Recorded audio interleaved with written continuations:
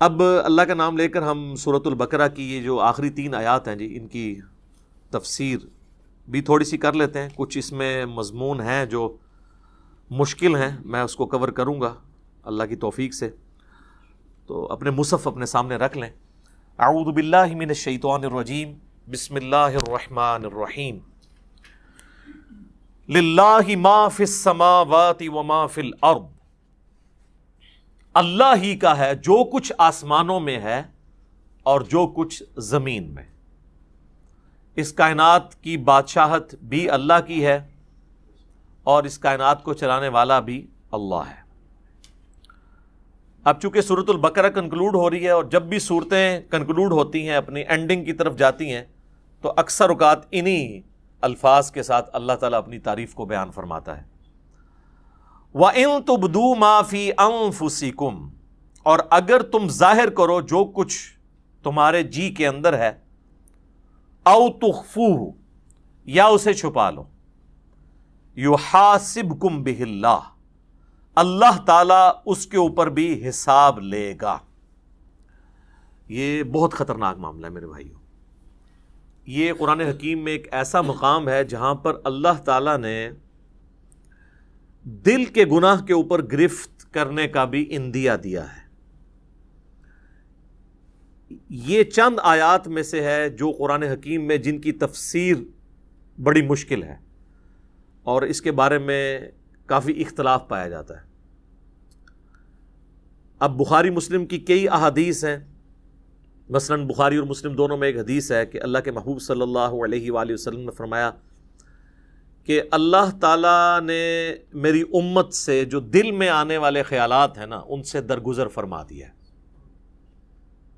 جب تک کہ وہ اس پر عمل نہ کر لیں یا اس کو اپنی زبان پر نہ لے آئیں. یعنی جو وسوسہ دل میں آیا، گناہ کا وسوسہ یا بدعقیدگی یا کیسی بھی چیز، کوئی شیطانی بات، جب تک اسے ایگزیکیوٹ نہیں کر لیتے پریکٹیکلی یا اپنی زبان پر نہیں لے آتے، تو اللہ تعالیٰ نے میری امت سے اس کو درگزر فرما دیا ہے. اب یہ حدیث بخاری میں بھی ہے اور مسلم میں بھی. ظاہر ایک مضبوط حدیث ہے، ٹاپ آف دا لسٹ 2 کتابوں کے اندر ہے. تو اس حدیث کی بنیاد پہ بعض مفسرین کا خیال ہے کہ یہ آیت ہی منسوخ ہے قرآن کی، کہ جی اللہ تعالیٰ دل میں آنے والے گناہوں کے اوپر بھی گرفت فرما سکتا ہے، کیونکہ حدیث میں جو آ گیا کہ اللہ نے معاف کر دیا ہے، لہٰذا یہ آیت منسوخ ہے. حالانکہ ہمیں کوئی حدیث اس بات پہ مجبور نہیں کرتی کہ ہم قرآن کی کسی آیت کو منسوخ مانیں. اور اس میں بڑے بڑے مفسرین نے ٹھوکر کھائی ہے، پرانے بزرگوں میں سے بھی اور آج کل کے بھی. میں نے اس کے اوپر کافی غور و تفکر کیا تو میں اس نتیجے پہ پہنچا کہ یہ قرآن حکیم کے ساتھ علمی خیانت کے مترادف ہے اگر کوئی شخص اس آیت کو ان احادیث کی بنیاد کے اوپر منسوخ مانتا ہے، کیونکہ کئی اور احادیث ہیں جن میں ہمارے پاس وہ رزلٹ بھی نکلتا ہے جو اس آیت کے اندر بیان ہوا ہے. تو میں کوشش کروں گا کہ میں اس کو بریف کروں اس حوالے سے کہ یہ جو دل کا اللہ تعالیٰ نے معاملہ گرفت کے اعتبار سے بیان کیا ہے، اس کے کیا معنی ہو سکتے ہیں. تو غور و تفکر کرنے کے بعد میں اس رزلٹ پہ پہنچا ہوں کہ یہ جو اللہ تعالیٰ نے فرمایا نا، وَإِن تُبْدُوا مَا فِي أَنفُسِكُمْ أَوْ تُخْفُوهُ يُحَاسِبْكُمْ بِهِ اللَّهُ، چاہے تم اپنے جی کے خیال کو ظاہر کر دو یا جی میں چھپا کر رکھو، اس پہ بھی اللہ محاسبہ کر دے گا، پکڑ فرما لے گا. اس کے 2 معنی ہو سکتے ہیں. ایک تو یہ ہے کہ دل کی نیت کے اوپر اللہ تعالیٰ گرفت کرے، کہ کسی نے نیکی کا کام بظاہر تو بڑا اچھا کیا، دل میں ریاکاری کی نیت تھی، تو اللہ تعالیٰ اس دل کے خیال کے اوپر گرفت کرتے ہوئے اس کی نیکی کو 0 سے ملٹیپلائی کر دے گا. تو یہ تو مسلمانوں کا اجماعی عقیدہ ہے کہ ایسا ہی ہوگا. اور دوسرا معنی یہ ہے کہ دل میں آنے والا ایسا وسوسہ جو جان بوجھ کر لایا جائے یا کسی گناہ کا خیال اپنے دل میں جان بوجھ کر لایا جائے اور اس خیال کو لانے کے بعد اس کی پیروی کرتے ہوئے اس کی لذت دل میں محسوس کی جائے جان بوجھ کر، تو اس کے اوپر بھی گرفت ہوگی. یہ دونوں معنی اپنی جگہ درست ہیں۔ پہلے والا تو ہمیں پتہ ہی ہے، ریاکاری والا، بخاری اور مسلم دونوں میں حدیث ہے، بخاری کی پہلی حدیث ہی یہی ہے، انما الاعمال بالنیات، اعمال کا دار و مدار نیتوں کے اوپر ہے، اور یہ نیک اعمال کے بارے میں ہے، برے اعمال کے بارے میں نہیں۔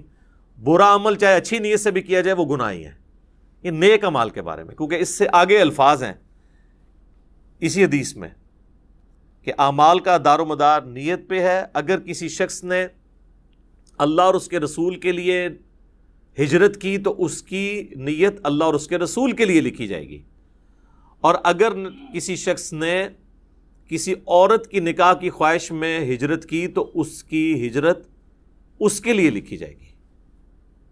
اگرچہ نکاح کی خواہش کوئی بری چیز نہیں ہے، لیکن اللہ تعالیٰ کہتا ہے کہ میرے اعتبار سے جو نیکی کرنی ہو پیورلی میرے لیے ہو۔ تو یہ چیز بتا رہی ہے کہ نیک عمل میں خالصتاً اللہ کی نیت ہو، برے عمل کا تو لینا دینا ہی نہیں اس کے ساتھ، کیونکہ انہی احادیث کو لوگ مس یوز کر کے ایکسٹرا جوڈیشل ایکٹیویٹیز پرفارم کرتے ہیں۔ ہمارے مولویوں کے ورغلائے ہوئے لوگ بھی اور ہمارے بعض ریاستی اداروں کے ورغلائے ہوئے لوگ بھی، اور کہتے ہیں جی نیت تو ہماری اچھی تھی، اگرچہ کام برا کر دیا، بندہ مار دیا، خیر اللہ تعالیٰ معاف کرے گا۔ نہیں، تو میری اس کے اوپر پہلے سے ویڈیوز آ چکی ہوئی ہیں، آپ یوٹیوب پہ جا کے لکھیں ایکسٹرا جوڈیشل کلنگ ان اسلام، جو یہ آپ کو پتہ ہے سائی وال انسیڈنٹ ہوا تھا، اس پہ میں نے یہ ساری پھر چیزوں کو بریف بھی کیا تھا قرآن اور احادیث کی روشنی میں۔ تو یہ نیک عمال کے بارے میں ہے کہ اگر وہ نیک عمل اچھی نیت سے ہوگا، اللہ کے لیے ہوگا تو اجر ملے گا، اور اگر اللہ کے لیے نہیں ہے تو اجر 0 سے ملٹیپلائی، ختم۔ اسی کو سپورٹیو وہ صحیح مسلم کی حدیث ہے کہ اللہ تعالیٰ تمہاری شکلوں اور مال کو نہیں دیکھتا، دلوں اور اعمال کو دیکھتا ہے۔ شکل خوبصورت ہے، مال اللہ کی راہ میں کوئی خرچ بھی کر رہا ہے، لیکن دل میں نیت کسی اور چیز کی ہے تو اللہ نے دل کو دیکھنا ہے، اور پھر اعمال بھی اچھے ہونے چاہیے، اس چیز کو بھی دیکھنا ہے اللہ تعالیٰ نے۔ اسی کو سپورٹیو صحیح مسلم کی ایک اور حدیث جو میں نے کئی دفعہ بیان کی ہے، قیامت والے دن اللہ تعالیٰ کی بارگاہ میں ایک شہید، ایک قرآن کے عالم اور ایک سخی کو پیش کیا جائے گا۔ اللہ تعالیٰ شہید کے سامنے اپنی نعمتیں گنوائے گا اور پھر پوچھے گا کہ تجھے میں نے اتنا کچھ دیا، اس کے بدلے میں تو نے کیا کیا؟ وہ کہے گا یا اللہ جان ہی تو تھی تیرے لیے دے دی۔ واقعی یہ تو بات حقیقت ہے کہ انسان سب سے زیادہ کسی کے لیے یہی کر سکتا ہے کہ اپنی زندگی دے دے۔ تو اللہ تعالیٰ فرمائے گا کہ تم نے جان اس لیے دی کہ لوگ تمہیں بہادر سمجھے، تو دنیا میں تمہیں تمہارا اجر مل چکا ہے۔ پھر اللہ تعالیٰ اسے اوندے منہ گھسیٹ کر جہنم میں پھینک دے گا۔ اللہم اجرنا من النار، آمین۔ پھر ایک قرآن کے عالم کو بلایا جائے گا، اللہ تعالیٰ فرمائے گا میں نے تجھے قرآن کا علم دیا تو اس کے بدلے میں تو نے میرے لیے کیا کیا؟ تو کہے گا یا اللہ میں اتنے لوگوں کو قرآن سکھاتا تھا تیری رضا کی خاطر، علم سکھاتا۔ تو اللہ تعالیٰ فرمائے گا کہ تم نے یہ سب کچھ اس لیے کیا کہ لوگ تمہیں قرآن کا عالم کہیں، قاری کہیں، اور آج کے دور کے اعتبار سے تیرے نام کے پیچھے بھی 10 دمیں لگی ہوں اور آگے بھی 10 دمیں لگی ہوں۔ دیکھا نہیں آپ نے علماء کے اشتہاروں پہ نام اتنے مشکل الفاظ لکھے ہوئے ہوتے ہیں، حالانکہ وہ الفاظ بھی شرما رہے ہوتے ہیں کہ کس کے ساتھ لگا دیا۔ تو تجھے دنیا میں کافی لوگوں نے تیری تعریف کی ہے، میرے ہاں تیرے لیے کوئی اجر نہیں، تو اجر دنیا میں لے چکا ہے جس مشہوری کے لیے تو نے کیا تھا، تو اوندا منہ کر کے دوزخ میں اسے بھی پھینک دیا جائے گا۔ پھر اللہ تعالیٰ ایک سخی کو بلائے گا کہ تجھے اتنا مال دیا، تو نے میرے لیے کیا کیا؟ وہ کہے گا یا اللہ میں نے تیری راہ میں جو موقع بھی تھا، جس موقع پہ تو خوش ہوتا تھا میں نے وہاں خرچ کیا، غریبوں پہ بھی خرچ کیا، مسجد کے اوپر بھی لگا دیا، مدارس کے اوپر بھی لگوایا، اور کئی ایک یتیم خانے کھول دیے، مسجد کی ٹوٹیوں کے اوپر نیم پلیٹ بھی اپنے نام کی لگوائی۔ آج کے دور کے اعتبار سے میرے محلے کے نمازیوں سے بھی تو پوچھ سکتا ہے، تو لیکن یہ سارے دھوکے تو نمازیوں کو ہی دیے جا سکتے ہیں، ایون فرشتے بھی دھوکے کھا جاتے ہیں کیونکہ وہ بھی ظاہری عمل دیکھ رہے ہوتے ہیں۔ تو at the end of the day حساب تو اللہ نے لینا ہے۔ اللہ فرمائے گا تو نے یہ جو تیرے نامہ مال میں گرچہ نیکیاں لکھی ہوئی ہیں، لیکن یہ نیکیاں فرشتوں نے لکھی ہیں، بندوں کی نظر میں ہے، میری نظر میں تو نہیں ہے، کیونکہ تو نے سب کچھ لوگوں سے تعریف کے لیے کیا کہ میرے دسترخوان سے اتنے لوگ کھاتے تھے، میرے ہاسپٹل سے اتنے لوگ علاج کرواتے تھے تو میرے حضور تو اس کا کوئی اجر نہیں ہے، اس کو بھی اوندھا منہ کر کے دوزخ میں ڈال دیا جائے گا۔ سر یہ 3 مثالیں اللہ کے محبوب صلی اللہ علیہ وآلہ وسلم نے دی ہیں۔ اگر آپ میں سے کوئی شخص سمجھتا ہے کہ دنیا میں ان 3 نیکیوں سے بڑی کوئی نیکی ہو سکتی ہے تو میرے سامنے لے آئے۔ کیا شہید ہونے سے بڑی کوئی نیکی انسان اللہ کے لیے کر سکتا ہے؟ اور اگر کسی نے یہ نہیں کی ہے، قرآن کی تعلیم سیکھنے اور سکھانے سے بڑی کوئی نیکی کر سکتا ہے؟ بخاری کی حدیث ہے تم میں سب سے بہتر وہ جو قرآن سیکھے اور سکھائے۔ اور بخاری مسلم کی ایک اور حدیث ہے کہ 2 ہی لوگ ہیں جن پہ رشک کیا جا سکتا ہے۔ اگر تم نے حسد کرنا جائز ہوتا نا تو 2 ہی لوگ ہیں جن سے انسان کو حسد کرنا چاہیے، ایک جسے اللہ نے قرآن کا علم دیا ہے اور وہ لوگوں کو سکھاتا ہے، اور دوسرے جسے اللہ نے مال دیا اور وہ اللہ کی راہ میں خرچ کرتا ہے۔ اور تیسری نیکی یہاں پہ بھی مال ہی ہوئی ہے، یعنی اس کائنات میں سب سے بڑی 3 نیکیاں یہی ہو سکتی ہیں: شہادت، قرآن کا علم سیکھنا اور سکھانا، اور اللہ کی راہ میں صدقہ اور خیرات کرنا۔ یہ 3 نیکیاں بھی برباد ہو جائیں گی اگر اللہ کے لیے نہیں کی۔ ایون اگر اس میں کسی کو شریک بھی کیا سا تب بھی برباد۔ مسند احمد میں حدیث ہے جس نے کسی کے دکھلاوے کے لیے نماز پڑھی گویا اس نے شرک کیا۔ اب مجھے بتائیں دکھلاوے کے لیے کون نماز پڑھ سکتا ہے؟ یہ کوئی اتنا آسان کام ہے؟ ہاں چلے چند ایک لوگ پڑھتے ہوں گے شاید، جس طرح وہ ہمارے قریبی دوست بتانے لگے کہ آپ کو پتہ ہے جو پاکستان کے ایک فارمر پریزیڈنٹ تھے ضیاء الحق صاحب، ان کی پالیسیز سے 1000 اختلاف، لیکن ایک دیندار آدمی تھا، تو نمازی بڑا پکا تھا وہ۔ تو وہ کہنے لگے کہ انہوں نے لیاقت باغ آنا تھا، کہتے ہیں میری ڈیوٹی اس وقت میں نیا آفیسر بھرتی ہوا تھا، پھر تو خیر وہ 22ویں گریڈ میں ریٹائر ہوئے، تو کہنے لگے کہ میری ڈیوٹی تھی کہ صدر صاحب کو آپ نے وضو کروانا ہے نماز عصر کے لیے۔ تو کہتے ہیں جب وہ آئے تو میں نے ان کو کہا کہ سر میں نے پانی آپ کے لیے گرم کر کے رکھا ہوا ہے، سردیاں تھیں۔ وہ کہنے لگے بیٹا مجھے پتا تھا نماز عصر کا ٹائم ہے تو میں گھر سے وضو کر کے آیا ہوں۔ تو کہتے ہیں نماز کا ٹائم ہوا تو اب چونکہ صدر صاحب نماز پڑھ رہے ہیں تو لوگ بغیر وضو کے ہی پیچھے کھڑے ہو گئے۔ ظاہر پتہ ہوتا ہے اپنے ساتھیوں کا کہ یہ تو کبھی زندگی میں انہوں نے کبھی نماز نہیں پڑھی، وضو بھی نہیں کیا، جا کے کھڑے ہو۔ جس طرح یہاں پہ کئی سیاسی لیڈر جو ہیں وہ جب کسی کے جنازے پہ جاتے ہیں تو اسی طریقے سے وہ جا کے کھڑے ہو جاتے ہیں، نہ ان کو نماز جنازہ آتا ہے نہ وضو کا طریقہ آتا ہے، وہ دنیا داری کے طور پہ۔ تو مسند احمد کی حدیث کے الفاظ ہیں جس نے دکھلاوے کے لیے نماز پڑھی اس نے شرک کیا، جس نے دکھلاوے کے لیے روزہ رکھا اس نے شرک کیا، جس نے دکھلاوے کے لیے صدقہ کیا اس نے شرک کیا۔ نماز تو ہے ہی اللہ کے لیے، تو پھر شرک کیسے آ گیا؟ یعنی اللہ کے ساتھ نیت بھی کسی نے کر لی کسی اور کی۔ حتیٰ کہ سنن ابن ماجہ میں یہ الفاظ بھی ہیں کہ اگر کوئی شخص نماز پڑھ رہا ہے اور اس نے یہ محسوس کیا کہ اسے کوئی دیکھ رہا ہے، اس کی وجہ سے وہ اپنا سجدہ لمبا کر دے، تو سجدہ تو اللہ کے لیے کر رہا ہے لیکن 0 سے ملٹیپلائی ہو جائے گا، ریاکاری میں آ جائے گا۔ اسی لیے ریاکاری کو شرک اصغر کہا گیا، چھوٹا شرک۔ بڑا ایک جلی شرک ہے نا کہ اللہ کے ساتھ کسی کو شریک ٹھہرانا، ایک یہ ہے کہ اللہ کے ساتھ شریک تو کسی کو نہ ٹھہرانا، لیکن جو اللہ کے لیے اعمال کر رہے ہیں نا اس کی جزا مخلوق سے بھی ڈیمانڈ کرنا، ریاکاری، دکھلاوا، یہ بھی شرک کی کیٹیگری میں فال کرتا ہے۔ اللہم لا تجعلنا منہم، اے اللہ ہمیں ان میں سے نہ کرنا جو اس طرح کے فتنوں کا شکار ہوں گے، آمین۔ اچھا جی، اب آ جائیں دوسرے معنی کی طرف، وہ ہے دل میں محکم خیال لانا گناہ کا، برائی کا۔ تو اس کو سپورٹو وہ حدیث ہے، بخاری اور مسلم دونوں میں حدیث ہے کہ نبی صلی اللہ علیہ وآلہ وسلم نے فرمایا کہ آنکھ کا زنا دیکھنا ہے، کان کا زنا سننا ہے، ہاتھ کا زنا پکڑنا ہے، پاؤں کا زنا چل کر جانا ہے، اور نفس یعنی دل تمنا کرتا ہے اور شرمگاہ اس کی تصدیق کرتی ہے۔ تو وہاں پہ نبی علیہ السلام نے ایک ایک جو عضو ہے نا اس کی برائی کا ذکر کیا اور نفس کا بھی ذکر کیا۔ اگر کسی نے برائی کا خیال جان بوجھ کر اپنے جی میں لا کر اس سے لذت حاصل کی تو فرشتوں کو تو نہیں پتا اس کا، لیکن اللہ کے حضور اس کی گرفت ہوگی، وَلِعَوْذُ بِاللَّهِ تعالی۔ اللہ کو کوئی نہیں پوچھ سکتا جی، سورۃ الانبیاء میں ہے نا، لا یسأل عما یفعل وہم یسألون، اللہ کو کوئی نہیں پوچھ سکتا کہ اس نے کوئی کام کیوں کیا، اللہ ہر ایک کو پوچھ سکتا ہے، وہم یسألون، کہ تم نے یہ کام کیوں کیا۔ تو اللہ تعالیٰ دل کے خیالات کے اوپر بھی گرفت فرما سکتا ہے، وَلِعَوْذُ بِاللَّهِ تعالی۔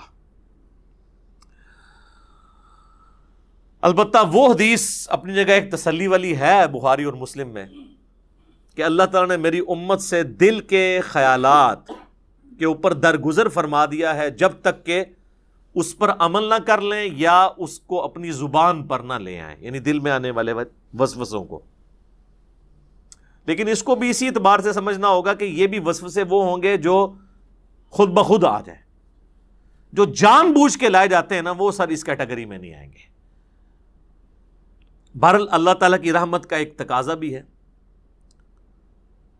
وَكَتَبَ رَبُّكُمْ عَلَى نَفْسِهِ الرَّحْمَةَ، جو سورۃ الانعام میں ہے کہ اللہ نے اپنے اوپر خود سے ایک چیز واجب کر لی ہے کہ میں ہر حال میں رحم ہی کروں گا، جو بخاری مسلم دونوں میں حدیث ہے کہ میری رحمت میرے عرش پہ، میں نے اپنے پاس ایک عبارت لکھ لی تھی مخلوق کی پیدائش سے پہلے کہ میری رحمت میرے غضب پر سبقت لے جانے والی ہے۔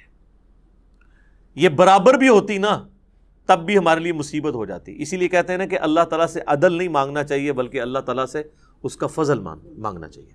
اللہم انی اسألک من فضلک ورحمتک، آمین۔ اور صحیح مسلم میں ایک اور حدیث ہے کہ صحابہ اکرام کہتے ہیں کہ یا رسول اللہ، ہمارے دل میں بعض اوقات ایسے خیالات آتے ہیں کہ ہمیں بڑے بھاری گزرتے ہیں کہ ہم کسی سے اس کا ذکر بھی کریں۔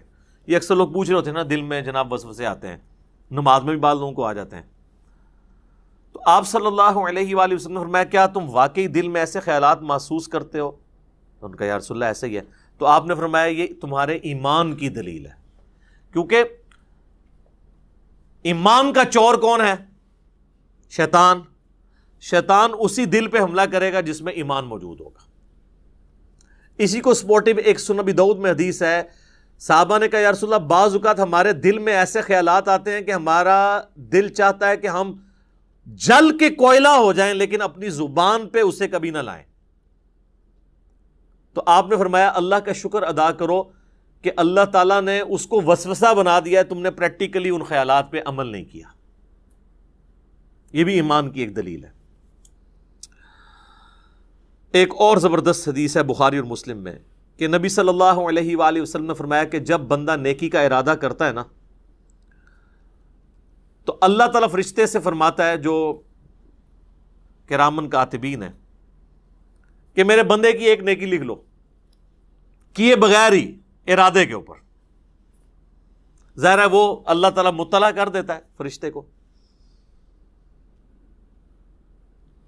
اور جب وہ نیکی کرتا ہے نا پھر اللہ تعالیٰ فرماتا ہے اب اس کی نیکی کو 10 سے لے کر 700 گنا تک بڑھا دو، جس طرح اللہ تعالیٰ ان کو گائیڈ کرتا ہے کہ جس کا جو لیول ہے اس کے اعتبار سے 10 تو ملنا ہی ہے نا، جو سورۃ الانعام میں باقی صورتوں میں آیا کہ جو ایک نیکی لے کے آئے گا اس کے بدلے اسے 10 دی جائیں گی، جو بخاری مسلم میں آیا کہ نمازیں تو 5 پڑھی جائیں گی لیکن ثواب 50 کا ملے گا، 10 گنا۔ اور جب میرا بندہ برائی کا ارادہ کرتا ہے تو اللہ تعالیٰ فرماتا ہے کہ اس کی برائی نہ لکھو کیونکہ صرف اس نے ارادہ کیا ہے، اور اگر وہ برائی سے رک جائے تو اللہ تعالیٰ فرماتا ہے ایک نیکی لکھ لو کیونکہ اس نے برائی کو جو چھوڑا ہے یہ بھی ایک نیکی ہے۔ یہ ہے وہ وَكَتَبَ رَبُّكُمْ عَلَى نَفْسِهِ الرَّحْمَةَ، اور تمہارے رب نے اپنے اوپر خود سے واجب کر لیا ہے، یہ بات تقدیر میں لکھ دی ہے کہ میں نے ہر حال میں رحم ہی کرنا ہے۔ سبحان اللہ وبحمدہ سبحان اللہ العظیم۔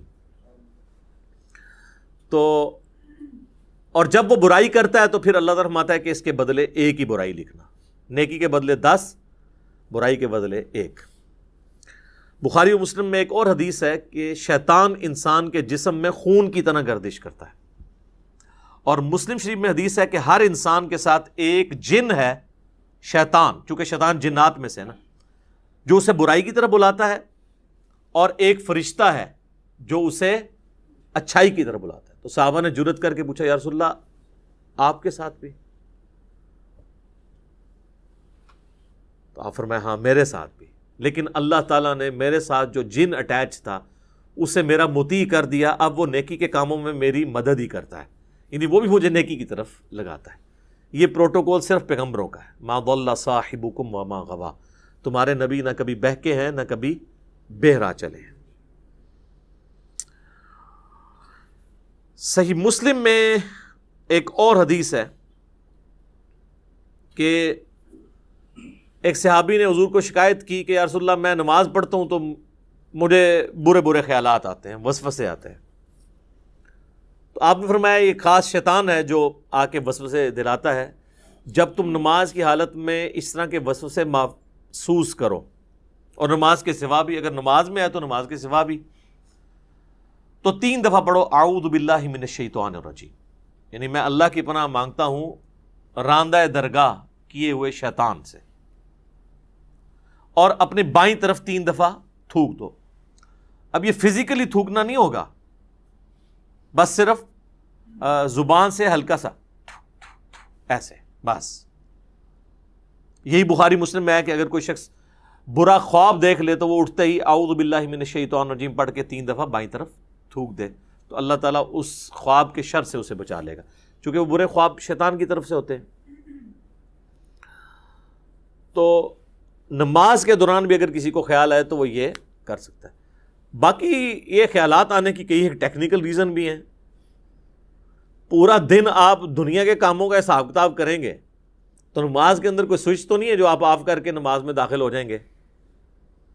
ظاہر ہے اس کے لیے پھر اسی لیے تو کہا گیا کہ بھئی اذان کی آواز سنو، مسجد کی طرف چلو، وضو کرو گے، اس کے بعد سنتیں ادا کرو گے، پھر کہیں دماغ آہستہ آہستہ آہستہ سٹیبل ہوتے ہوتے تو کہیں فرض نماز کے لیے جا کے پھر سٹیبل ہوگا.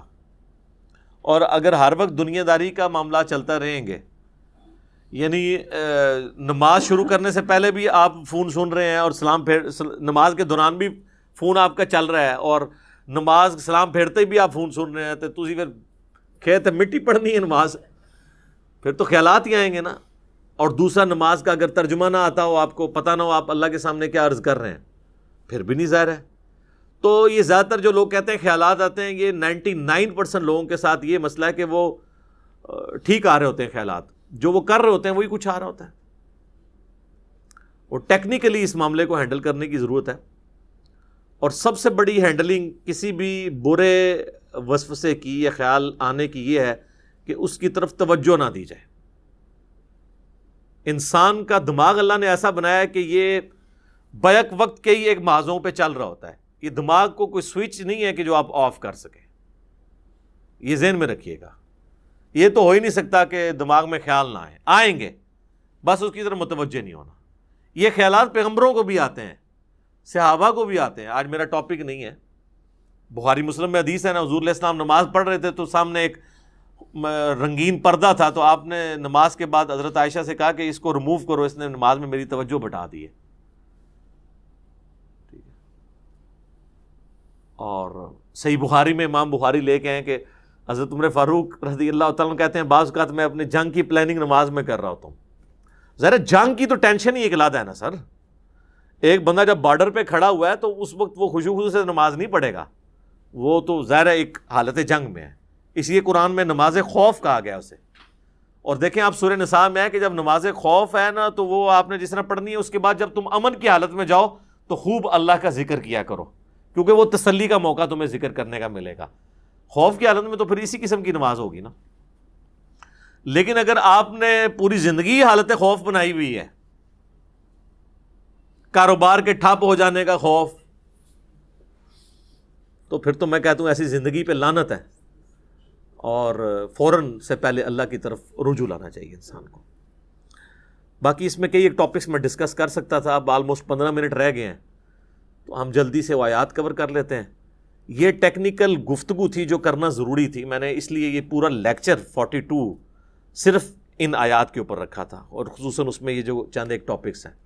باقی تو اب صرف ترجمہ ہی ہم کور کریں گے تو وہ خود سیلف ایکسپلینیٹری ہے، ہم اس کو کور کر لیتے ہیں. شیطانی وسوسوں کے اعتبار سے میرے 2 لیکچرز ہیں، مسئلہ 83A اور 83B، شیطانی وسوسے اور ان کا علاج 83A ہے، اور 83B ہے اللہ کو کس نے پیدا کیا اور جدید شیطانی وسوسوں کا تحقیقی جائزہ، جس میں نے پروفیسر رچرڈ ڈاکنز کی کتاب دا گاڈ ڈیلوژن کے حوالے سے بھی ڈسکشن کی تھی۔